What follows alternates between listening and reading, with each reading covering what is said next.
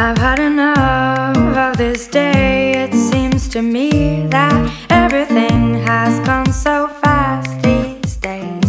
It feels like I've missed the boat. Please come my way.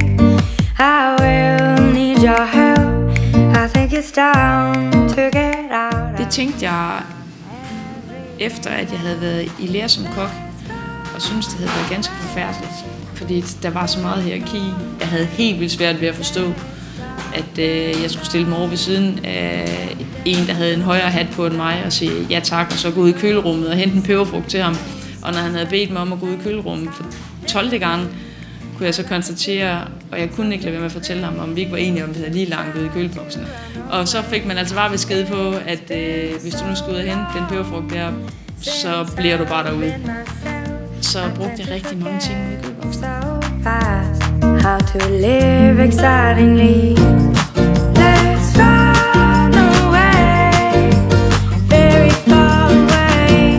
Let's stop the time and enjoy this life. Det har været en rigtig stor drivkraft for mig, at jeg skulle skabe en arbejdsplads, som der var til at holde ud at være på.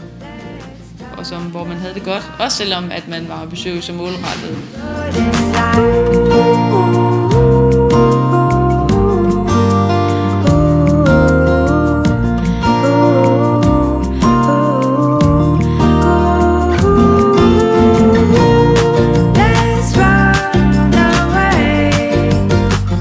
Tankegangen med at spise råvarer i sæsonen ligger mig egentlig ret naturligt, og det stammer helt tilbage fra barndommen i Assens, hvor vi altid har været vant til at spise, hvad vi havde i køkkenhaven, og hvad far han kom hjem med, om det henholdsvis var noget, han havde skudt, eller noget, han havde fanget. Jeg bliver inspireret, når jeg ser råvaren. Frisk og sprød, og når du tager den op og føler på den, den holder sin spændstighed. Væsken er der endnu, som indikerer, at det lige er taget af planten.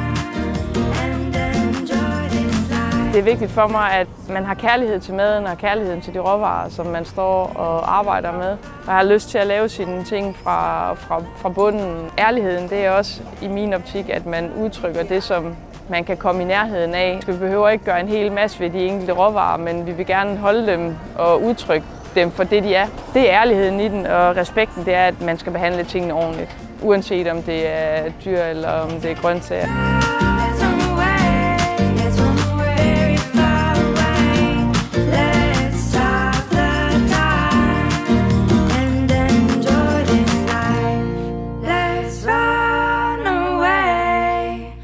Very far away, let's stop the time and enjoy this life.